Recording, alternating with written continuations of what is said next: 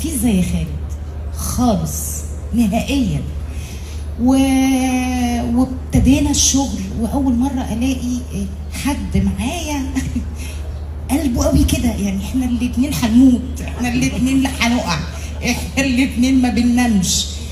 والمسلسل 30 حلقه، وبعدين انا بس هحكي الحكايه الصغيره دي بس، وهقعد استاذ خالد احنا متكلمين كتير، كل يوم كنا بنتكلم، كل يوم ولا يوم بنتقابل.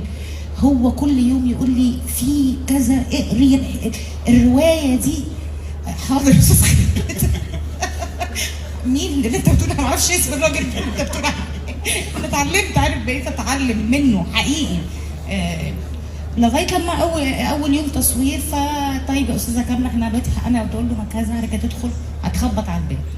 ايوه يعني هخبط كده ولا كده؟ فاقول له ما انا بقى عايزه اثبت له بقى، ما ده جاي من عند يوسف شاهين، فلازم اقول له هتخبط كده. طيب ماشي، المشهد اللي بعده، طيب انا وانا داخل هعمل كده ايه دي نيله، دول 30 حلقه.